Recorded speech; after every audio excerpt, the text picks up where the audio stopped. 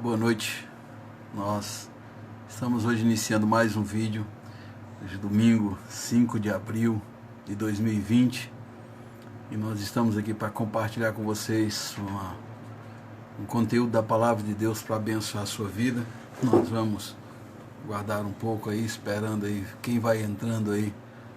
Opa, boa noite. Boa noite, você que está entrando aí, está assistindo o nosso Face, está entrando agora, tudo na paz aí, tudo tranquilo com vocês. Esse período de quarentena, período de isolamento social, muita gente em casa, muita gente curtindo um bocado de... curtindo sua cama, curtindo sua TV, curtindo a cozinha, curtindo a sala, né? Muita gente curtindo a casa nesses dias. Sejam todos vocês bem-vindos. Hoje nós vamos compartilhar mais uma porção da palavra e eu espero que essa palavra de hoje possa alimentar seu coração, fortalecer sua vida, para que possa você enfrentar esses dias de uma forma muito mais tranquila, muito mais robusta diante de tantas situações complicadas, tá bom? Celina, boa noite, Celina. Mateus está entrando aí, os queridos, boa noite a todos vocês, que Deus abençoe. Queridos, espero que vocês estejam aproveitando esses dias para botar um bocado de coisa em dia, tá bom? Que Deus abençoe a vida de todos vocês aí. Queridos, sem delongar muito, Lília, boa noite, Lília. Ok.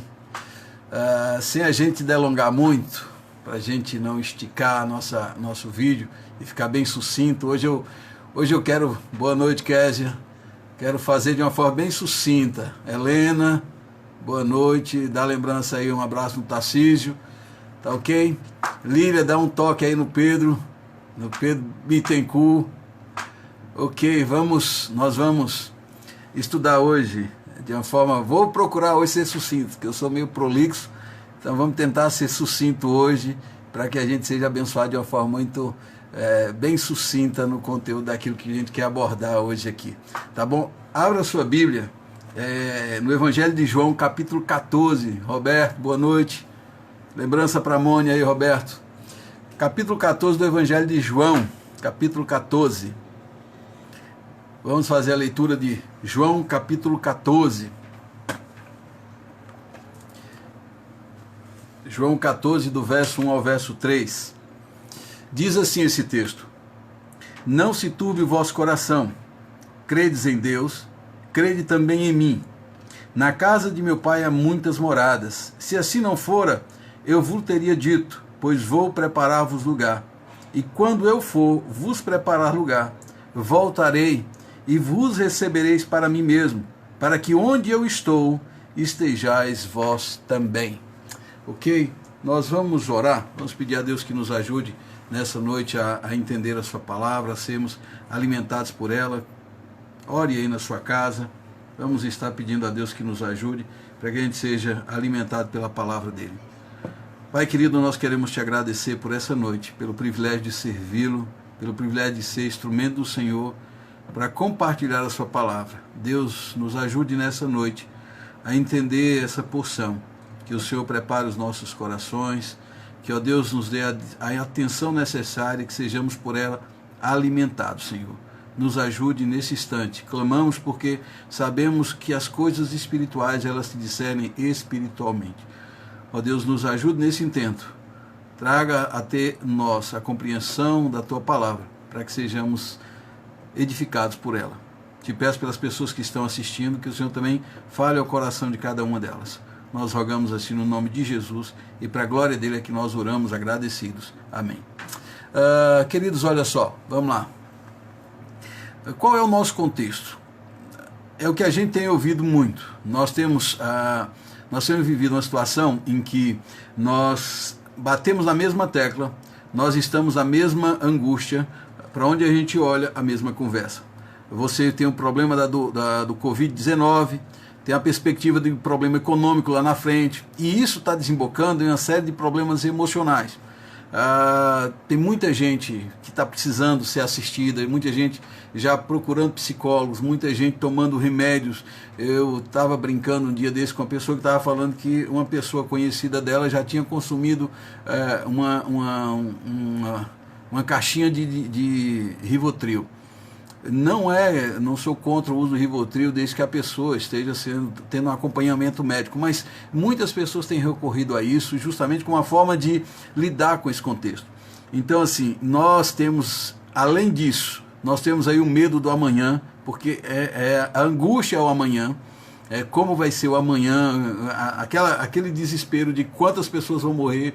Olha, está assim, a perspectiva de colapso social. E tudo isso tem gerado, de uma certa forma, uma angústia muito grande no nosso contexto. Esse texto que nós lemos, ele mostra os discípulos justamente angustiados. Ele está justamente centralizado aqui, e a palavra de Jesus é justamente para tratar justamente um contexto como esse, em que os discípulos estavam tremendamente angustiados. Deixa eu explicar o contexto para que você entenda como estava a situação dos discípulos.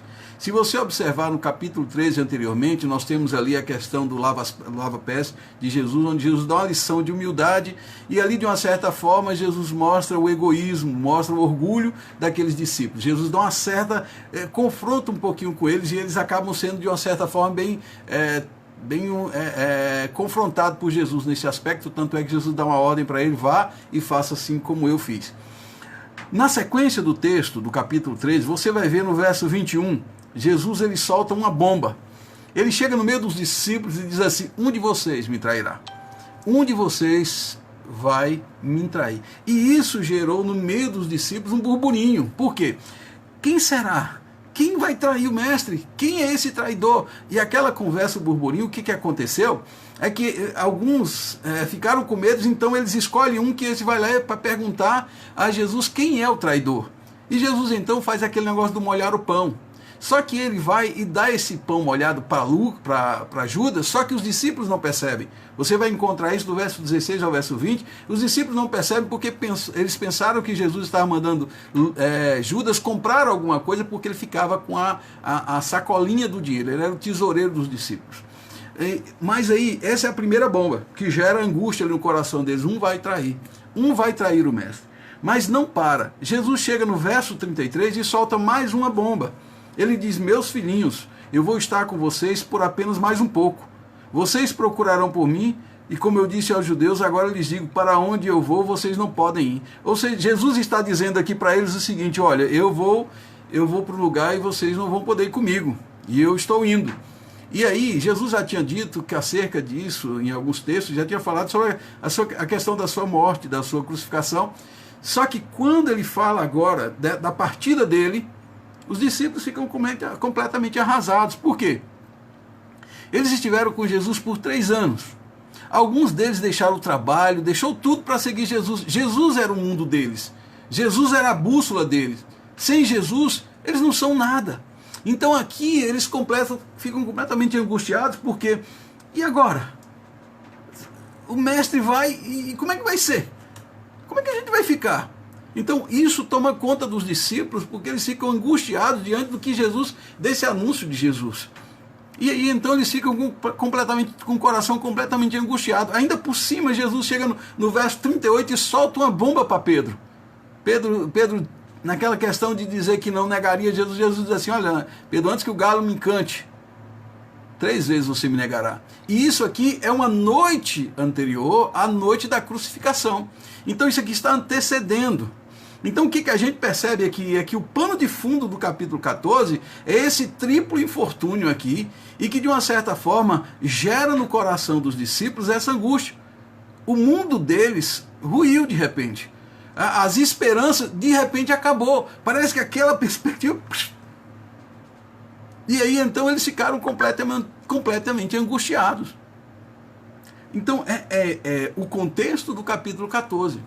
E aí quando Jesus chega no capítulo 14, aí Jesus já chega conhecendo a situação do coração dos irmãos. Ele então já chega para trazer uma mensagem no sentido de levar ao coração dos irmãos, dos discípulos, uma palavra de encorajamento, de conforto.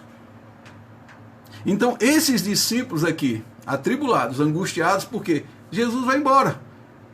E a gente vai ficar sozinho.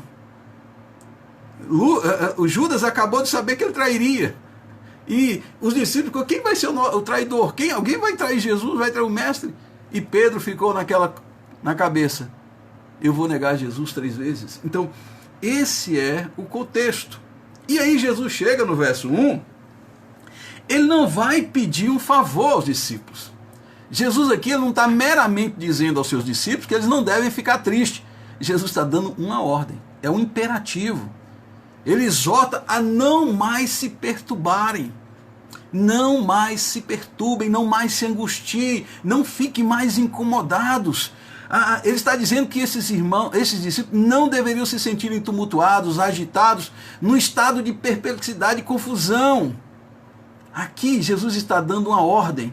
E é interessante que Jesus aqui está nesse sentido querendo centralizar isso no coração desses homens, porque o coração é o eixo em qual gira tudo, gira a nossa fé, gira as nossas ações, gira as nossas palavras. Então ele está centralizando isso e ele está dizendo: olha, não mais se perturbem. Os discípulos estavam ali com o coração cheio de confusões, de emoções confusas.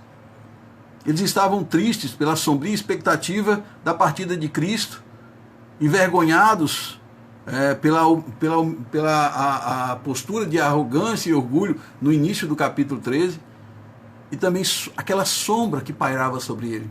No nosso meio tem um traidor. E isso é aquilo que sonda o coração dos discípulos. Então, a minha pergunta aqui para o texto, para a gente então caminhar para trazer uma palavra para vocês, é: como Jesus exorta a não mais perturbarem quando eles estão dizendo: o Senhor vai embora, nós vamos ficar sozinhos.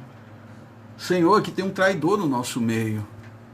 Então, como a gente pode ficar tranquilo com essas nuvens densas trazendo para a gente as incertezas? Eu olho para frente e vejo que a gente no nosso meio aqui tem um que vai trair. E vejo lá para frente que o Senhor não vai estar mais aqui. Como é que vai ser para a gente? Como é que vai ser para nós? Sabe, a exortação de Jesus, ela é baseada no caráter dele, que é um caráter eterno, é de carinho, de amor. A exortação de Jesus não quer a exortação punitiva, nem Jesus não está aqui querendo machucar os discípulos. Ele está aqui justamente direcionar o coração dos discípulos. E o que a gente precisa hoje, no nosso contexto, é a gente aceitar a exortação de Jesus e ir em direção a essa exortação, porque o que ele faz para a gente, o que ele está operando, o que ele está atuando é exatamente para levar o nosso coração o equilíbrio das nossas emoções, o equilíbrio da nossa razão, e temos uma vida muito mais saudável. A intenção de Jesus é justamente isso. Porque Jesus, ele estava perturbado. Jesus estava sofrendo aqui, Jesus estava angustiado, Jesus estava aqui próximo à crucificação. Isso aqui é um dia anterior ao que vai acontecer no dia seguinte. Se você, por exemplo, pega o capítulo 13, verso 21, Jesus diz que quando ele fala sobre o traidor, o texto diz assim: Jesus perturbou-se em espírito e declarou: digo-lhes que certamente um de vocês me trairá. Jesus aqui mostra isso. Quando você chega lá em Mateus 26, 38, ele vai dizer que a alma dele está profundamente triste. E ele chama os discípulos ali no Getsemane para orar com ele. Se você chega em Lucas 22, verso 28, verso 44, você vai encontrar Jesus angustiado. Então a questão toda aqui é: alguém que está passando por uma situação difícil como Jesus, alguém que está prestes a ir para a crucificação, alguém que já está antevendo todo o seu sofrimento, ele aqui quer trazer aos discípulos uma palavra de direção, uma palavra de conforto, uma palavra encorajadora. E o que consiste aqui essa palavra de Jesus?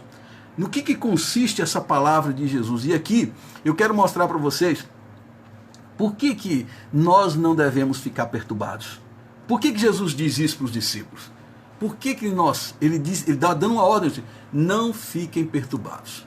E ele está dizendo para mim e para você: não fiquem perturbados. Não se turbe o vosso coração, ou seja, não perca o seu coração, não deixe o seu coração ficar tomado pelo desespero, pela angústia, não deixe o seu coração ficar tumultuado. O que Jesus diz aos discípulos aqui? A primeira coisa que Jesus diz, e aqui eu só quero dizer para vocês o seguinte, que quando Jesus diz, não fiquem perturbados, não fiquem angustiados, Jesus ele quer trazer uma palavra, não é aquela palavrinha popular, não, fique na paz que tudo vai dar certo. Tudo vai dar certo, beleza, fique tranquilo que tudo vai dar certo. Não, as coisas de Jesus nunca são assim, essas coisas que a gente pode dizer, não são essas coisas rasas.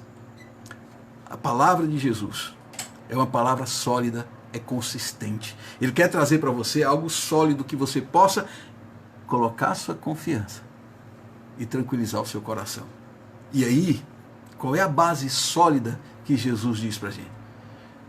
Que seu coração não fique perturbado, pois Deus quer dar a você algo sólido. Jesus quer mostrar algo sólido. E Ele fornece a única base adequada para mim e você, para mim e para você, não ficarmos perturbados. Qual é a primeira coisa que Ele diz?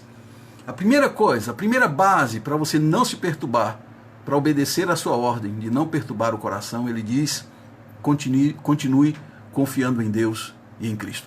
Essa expressão aí, quando Ele diz assim, olha, Ele diz assim na parte B do verso 1, Ele diz assim, olha, não se turbe o vosso coração, credes em Deus, crede também em mim. Para que o coração não fique perturbado, é o imperativo dele. Ele diz o que é necessário para que o coração não fique perturbado. Ele dá uma outra ordem. Se você crê em Deus, continue confiando em mim. É essa a orientação. Embora os discípulos amassem o Mestre, a fé deles no Messias Salvador estava começando a fraquejar. Jesus sabia que em questão de horas ele morreria na cruz e seria sepultado. E a fé daqueles discípulos ficaria completamente minada. Então Jesus aqui, ele diz, continue confiando em mim, porque ele sabe que o único remédio para o coração perturbado é a certeza de que Jesus permanece o Salvador. Então ele desafia os discípulos ao quê? A continuarem confiando, sabe? A permanecerem nesse mesmo propósito de confiarem nele. É exatamente isso que Jesus diz aos seus discípulos. Ele exige ali permanência da confiança ou fé em Deus e nele mesmo. A despeito do aumento dos mistérios, a despeito do aumento das dificuldades, Jesus pede que seus discípulos continuem descansando em Deus com todo o ser, de modo que o coração e a alma, a mente e a força deles continuem centradas na fonte da sua salvação, o alvo da sua existência.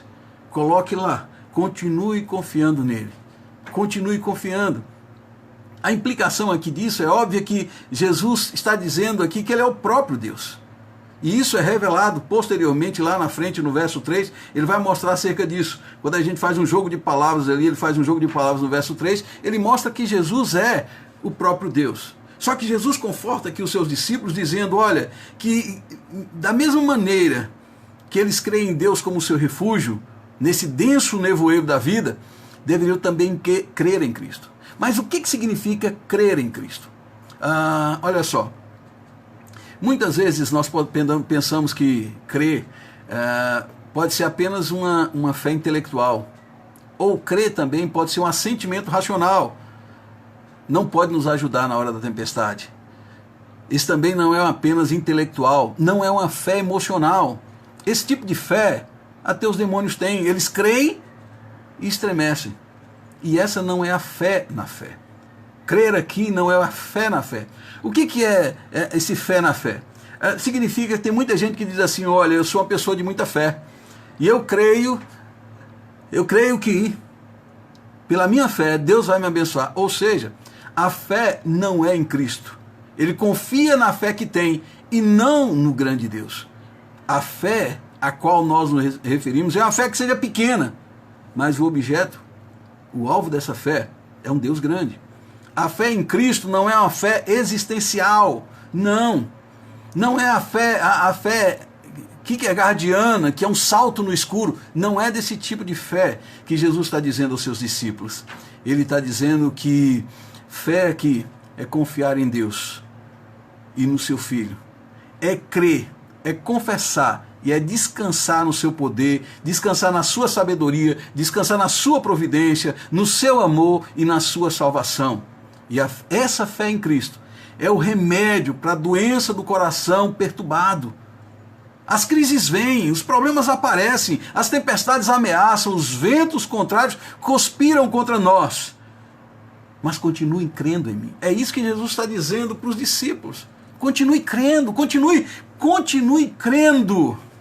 É esse o imperativo de Jesus para os seus discípulos. Sabe, virão problemas, cairão situações difíceis, a perseguição virá, a cruz nós devemos carregar e a cruz é inevitável. Mas continue confiando em mim. É isso que Jesus está dizendo para os discípulos. Independente, continue confiando em mim. É isso que essa expressão quer dizer aqui. Credes em Deus e também em mim. É isso que ele está dizendo. Continue crendo em mim. Sabe, queridos, o sofrimento, a morte, elas nos apanharão. Mas continue confiando em mim. A solidão, a crise financeira, a doença, o luto, a dor, as lágrimas, os vales profundos, as noites escuras, o vale da sombra da morte, continue confiando em mim. É isso que Jesus está dizendo. Queridos, a cruz, para muitos é um espetáculo horrendo. Os homens cuspirão no rosto e me pregarão na cruz. Mas Jesus diz, continue confiando em mim. Jesus é o único remédio para o coração perturbado. A fé olha para Jesus e não para a tempestade. Queridos, lembre daquele jovem, daquele homem morrendo na cruz.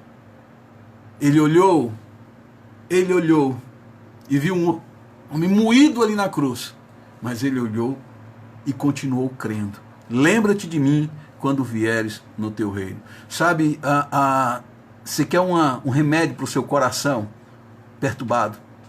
Obedeça o imperativo de Jesus deu aos seus discípulos. Ele vira para os seus discípulos atribulados e diz assim, continue crendo em mim. A segunda coisa que Jesus nos mostra aqui, e eu prometi que eu vou ser sucinto, e eu vou ser sucinto mesmo, vou correr agora. A segunda coisa que Jesus mostra para você não viver perturbado, não perturba mais. Olha o que ele diz no verso 2. Ele diz o seguinte no verso 2. Na casa de meu pai há muitas moradas. Se assim não fora, eu vos teria dito, pois vou preparar-vos lugar. Olha só o que Jesus diz aqui. Queridos, Jesus ele não dá uma promessa ilusória para você de dizer assim, olha, eu vou curar você, vou te dar um carro novo, uma casa nova, nenhuma praga chegará à sua tenda. Usa o texto fora do contexto, não analisa o que ele está querendo dizer, como estão dizendo aí. Ele não estabelece uma promessa dizendo assim, que você não vai sofrer nada, que você não vai passar nada. O que Jesus aqui promete para os discípulos, para que o seu coração não viva perturbado, para que o coração não se perturbe mais, Jesus diz assim, olha, eu prometo a vocês uma promessa. Eu tenho para vocês um lar eterno, uma morada eterna. De acordo com o contexto aqui, Jesus estava confortando os discípulos que estavam aterrorizados com a ideia da separação dele. Jesus diz assim, olha, eu prometo a vocês que eu vou preparar um lugar para vocês. Eu vou para a casa do meu pai. Olha que coisa linda aqui. Olha o que Jesus está dizendo aqui. Jesus ele está dizendo que ele estava indo e que ele estava preparando lugar. O fato dele ir embora parecia ser uma coisa triste, difícil, dura para os discípulos, mas na verdade o que Jesus estava fazendo era preparar o lugar. A sua ida, a sua morte, a sua crucificação, a sua ressurreição, ser assunto aos céus, era parte justamente do projeto de Deus, do projeto da obra de Deus, que estava elaborando, para que o Filho sedimentasse todo o caminho, para que eu e você pudesse ter certeza de uma coisa, que a nossa vida, o nosso lar, Ele preparou. A nossa vida está preparada. A nossa eternidade está preparada. É essa a promessa de Jesus para os seus discípulos. Olha, e ele diz que olha o que ele fala acerca desse lar. A casa do Pai. Eu vou na casa de meu Pai. Olha que coisa linda. Esse lar eterno é onde mora o Deus soberano, Pai eterno, Criador de tudo que há. nos céus mora o Pai, o céu é o trono de Deus, lá estão as hostes dos anjos, a incontável assembleia dos santos glorificados, o céu é a nossa pátria, lá está o nosso tesouro, o nosso galardão, a nossa herança incorruptível. No céu, Deus enxugará todas as lágrimas, no céu nós entoaremos cânticos, novos cânticos ao Cordeiro de Deus, que tirou todo o pecado do mundo. Nós entoaremos cânticos ao Cordeiro pelos séculos dos séculos, e os filhos de Deus, aqueles que creem nele, aqueles pelo qual Cristo morreu, estarão com ele lá. Se o céu é a casa de Deus, significa que o céu é o nosso lar. Queridos, olha que coisa, olha que promessa maravilhosa. Olha o que Jesus está dizendo aos discípulos. Ele está dizendo assim: eu tenho uma casa para você, eu tenho uma morada para você, e essa morada é a casa do meu Pai. E ele diz: lá na casa do meu Pai há muitas moradas. É uma casa com muitos aposentos. Nela havia moradas completas, moradas permanentes. Lá havia tudo quanto é morada ali. E lá, queridos, lá onde os filhos de Deus estão, esta aqui mostra pra gente que esse lugar Deus vai recolher e fazer ali habitar todos aqueles que creem nisso. Olha que coisa linda. Jesus está dizendo aos seus discípulos, sabe o que a gente aprende com isso? A nossa existência, no propósito de Cristo, não é para uma vida apenas aqui. O propósito de Cristo para nós, para aqueles que creem nele, é a eternidade. Como diz Ronaldo Lidório, o que ele está dizendo aqui, ele está prometendo uma chegada certa. Eu vou preparar o lugar. Eu vou preparar a casa do meu Pai para vocês. E eu estou fazendo isso por vocês. Então, o que aparentemente seria algo angustiante, a separação com Cristo, mas Jesus está dizendo que essa separação é momentânea, mas eles gozarão eternamente de um relacionamento com Ele. Queridos, o que a gente percebe aqui?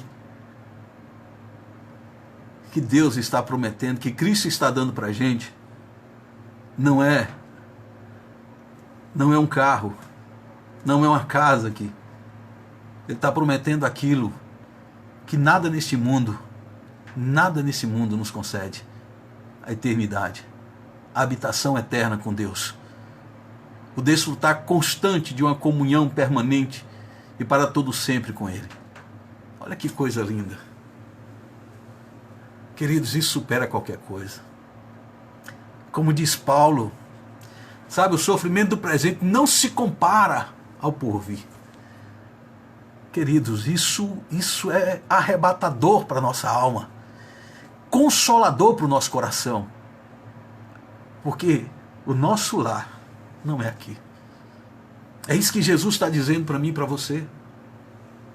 É isso que conforta e tira da gente toda essa conturbação, porque nós temos certeza do que Cristo está preparando, e Ele já preparou a eternidade, a morada para nós. Essa é a segunda coisa, queridos. E a terceira coisa que eu quero mostrar para vocês aqui, por que nós não devemos ficar com o coração perturbado, e uma ordem de Deus. Ele diz: olha, por que você não tem que ficar perturbado? Sabe por quê? Continue crendo. Continue crendo, independente do que você espera, continue crendo. A segunda coisa que ele diz, olha, ele mostra a promessa, a morada eterna, para a casa do Pai. Lá tem lugar, lá tem espaço para todos. Lá tem espaço para todo aquele que nele crê, para todo aquele que ele resgatou, os eleitos dele. Lá tem espaço. Lá tem lugar reservado. Agora, veja uma coisa interessante aqui. A gente não ficar perturbado. É a gente olhar o papel de Cristo. O que Cristo fez. Sabe, esse texto que nós lemos, esse texto aqui nos mostra a honestidade de Jesus. Olha como ele diz no final do verso de número 2. Ele diz assim: se assim não fora, eu vos teria dito. Ninguém pode afirmar que o enganaram com promessas falsas para que se convertesse ao cristianismo. Jesus falou com toda franqueza aos homens. Falou sobre a vida difícil, Aqueles que creem nele têm que negar a si mesmo, tomar a sua cruz. Ele diz que no mundo passais por aflição, mas tem de bom ânimo, eu venci o mundo. Jesus nunca nos prometeu algo ilusório. Jesus nunca foi de fazer algo para a gente em que a verdade não fosse colocada em primeiro lugar. Ele nunca prometeu vida mansa para ninguém, vida fácil. Ele prometeu o quê? Que ele ia capacitar você, que ele ia estar do seu lado, através do seu Espírito, fortalecendo você, dando a você o conhecimento, dando a você toda a força necessária para você resistir a todas as provações, a todas as lutas. Mas ele nunca prometeu a você mentiras, ilusões. O que ele promete, ele cumpre. Então esse texto deixa claro. Jesus começa no final do verso 2 dizendo, olha, vou preparar o lugar. Se não fosse isso, eu já teria dito a vocês, mas eu vou fazer. Porque o que ele promete, ele cumpre. É a fidelidade do nosso Senhor Salvador Jesus Cristo. Mas aqui no verso 3 ele mostra, e aí a gente termina o verso 2, entrando no verso 3, ele vai dizer assim, ele fala, olha, pois eu vou preparar-vos lugar. O céu é um lugar preparado por Cristo para um povo preparado. Sabe, uma das noções do Novo Testamento é que Jesus vai adiante para que nós o sigamos. Ele abre caminho que podemos tomar e seguir os seus passos. Uma das palavras mais importantes que se empregam para descrever Jesus é a palavra prodromos. Lá em Hebreus 5:20, e essa palavra também aqui, essa palavra é traduzida na versão Almeida como precursor. E essa palavra tem dois usos que podem trazer uma luz para a gente. No exército romano, os prodromos eram as tropas de reconhecimento, que iam na frente do grosso da tropa para queimar o atalho e assegurar-se que as tropas podiam seguir sem perigo. E era muito difícil, por exemplo, aproximar-se, outro episódio é aproximar-se do porto em Alexandria. Havia um porto em Alexandria, esse porto era muito complicado se aproximar. Quando os grandes barcos chegavam, o que acontecia? Eles enviavam um pequeno bote, que era um bote piloto, para guiá-lo diante do barco, e este o seguia com o passar do canal até chegar às águas, que não apresentava risco nenhum. Esse bote piloto chamava-se prodromos, ou seja, ia adiante para que os outros pudessem segui-lo sem perigo. Isso foi o que Jesus fez. Ele abriu o caminho que leva o céu, que leva a gente até Deus. Ele abriu o caminho, porque Ele é o caminho, para que nós pudéssemos chegar até Deus. Ele abre, Ele prepara. Olha que coisa linda. Ele preparou, Ele foi adiante para que nós pudéssemos ir até Deus. É como se Ele estivesse preparando o caminho, sedimentando tudo. Ele é aquele que estabelece a relação entre nós e o nosso Deus. Ele preparou o lugar. É Ele. Tanto é que lá na frente, no verso 6, ele vai dizer, eu sou o caminho, eu sou a verdade, eu sou a vida. Aqui também fala sobre a vitória final de Jesus. No verso 3 ele diz, quando eu for vos preparar lugar, voltarei. Ou seja, ele mostra que quando chegar no tempo certo, ele vai voltar. E olha que coisa linda, não é apenas voltar, eu vos recebereis. Olha que coisa maravilhosa. Jesus aqui está dizendo que ele vai preparar o lugar, depois ele vai voltar e aí vai receber a gente lá na morada eterna. E é interessante isso que o William Hendricks diz, que Jesus ele é aquele que não apenas quer receber a gente, mas ele quer tomar a gente para ele mesmo. Recebereis para mim mesmo. É o amor de Cristo pelos seus. É tão maravilhoso que ele não fica satisfeito com a simples ideia meramente de levá-los para o céu. Ele quer tomá-los para os seus braços. Eu os levarei. E aí ele conclui dizendo, para que onde estejais vós, para que onde eu esteja, estejais vós também. O céu é o lugar onde nós teremos a comunhão eterna com Cristo. A maior glória do céu é estarmos com Cristo para sempre e sempre. nós vamos contemplar seu rosto, nós vamos servi-lo, nós vamos exaltá-lo. A eternidade inteira não será suficiente para nos deleitarmos nele, para exaltarmos sua majestade, para engrandecê-lo, sabe, para dizer o quanto é maravilhoso estar com ele. Lá esqueceremos as agruras da vida, lá não faremos pergunta, lá nossas lágrimas secarão, lá nossas lágrimas serão enxugadas, a dor não existirá mais. Sabe, William Barclay, comentarista bíblico, ele diz que não temos por que especular como será o céu, basta apenas a gente saber de uma coisa: estaremos com Jesus para todo sempre. Oh, aleluia, irmãos, glória a Deus por isso. Sabe, o que faz com que a gente mantenha o coração sem ficar um coração perturbado é saber o que Cristo fez. Ele preparou o lugar, ele é o caminho, e lá nós vamos desfrutar da comunhão para todo sempre com ele, desfrutar de um relacionamento íntimo e pessoal, sabe? E esse lugar não é apenas comunhão com ele, mas é o lugar onde teremos plena comunhão uns com os outros. No céu seremos só uma família, um só rebanho, uma só igreja, uma só noiva do Cordeiro. Nós vamos nos conhecer, vamos nos relacionar no pleno e perfeito amor. Queridos, no céu nós vamos abraçar os patriarcas, os profetas, os apóstolos, os entes queridos que nos antecederam. Jesus conforta os seus discípulos dizendo: olha, a separação é momentânea, mas a comunhão e a glória será eterna. Ele partirá, mas ele voltará. Ele receberá a mim e a você, dizendo: vinde benditos do meu Pai. Queridos, isso é que é esperança. Isso é coisa que alimenta a nossa alma e faz com que a gente olhe para o dia de amanhã, não angustiados, mas sabendo que o nosso destino, que o propósito de Deus está construído para mim e para você.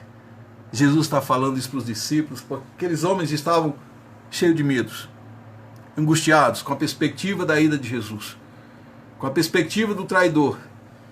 Mas eles agora compreendem, e eles não compreenderam ainda, mas Jesus está querendo mostrar a eles justamente que o que ele está fazendo é para preparar lugar, porque ele vai ser o caminho, ele vai preparar o caminho, vai ser o caminho, e quando ele voltar, ele nos receberá e nos tomará para si, para todo sempre.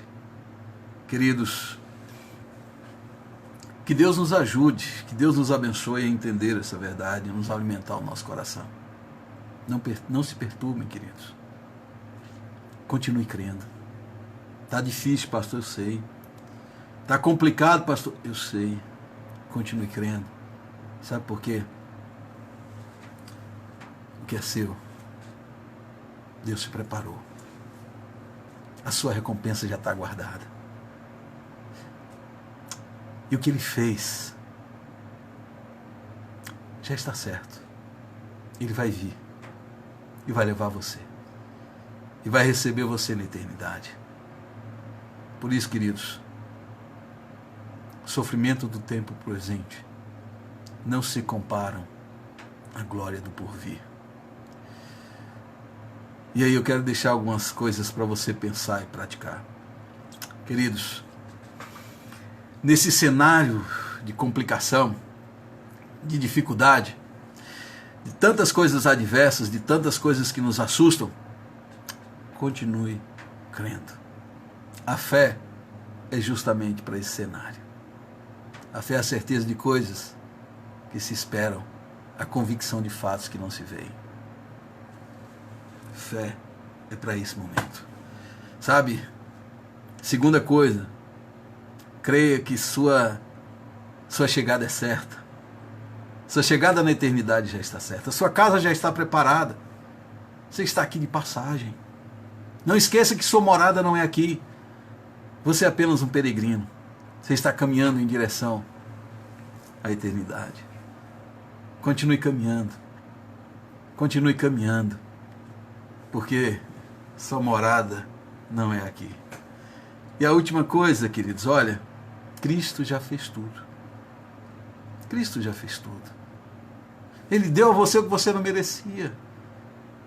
Por isso, ao invés de sermos ingratos, seja gratos, submissos e dependentes. E mantendo o nosso coração todos os dias. Maranata vem, Senhor Jesus. Deposite seus medos nele. Entregue a ele. Ele diz: vinde a mim vocês que estão cansados, sobrecarregados, e eu vos aliviarei. Aprendam dele. Aprendam dele. E aqui, só essa frase para você. A separação é momentânea, mas a comunhão em glória será eterna. Que Deus nos abençoe. Que Deus conceda uma noite abençoada para vocês, uma semana abençoada, com coração cheio de paz. Porque o nosso Deus, o nosso Senhor e Salvador Jesus Cristo, é a solução, é o remédio para um coração angustiado. Ele é o remédio. Confie nele. Creia na casa que ele preparou para você. E mantenha o seu coração confiante no que ele fez por você. Vamos orar? Pai querido, quero te agradecer, Senhor, por tão maravilhosa palavra que o Senhor nos deu, que o Senhor deu aos seus discípulos e que alimentou o coração, ó Deus, e alimenta os nossos corações hoje. Deus, em nome de Jesus, não nos deixe, ó Deus, ficar com o coração perturbado, mas nos ajude a continuar crendo. O Senhor está dando uma ordem para a gente, o Senhor não está fazendo um pedido, por isso me ajude a obedecê-lo, Senhor. Mesmo que as coisas se mostrem contrárias, mesmo que sejam difíceis, mas eu vou continuar crendo no Senhor, crendo na sua promessa, na morada eterna, e crendo, Senhor Jesus, no que o Senhor fez por nós. Deus, aplique isso em nossos corações. É esta a nossa oração no nome de Jesus, e para a glória dele é que nós oramos. Amém. Altaneiro, um abraço. Lívia, Deus abençoe. Gente, queridos, boa noite, boa semana. Fiquem na paz todos.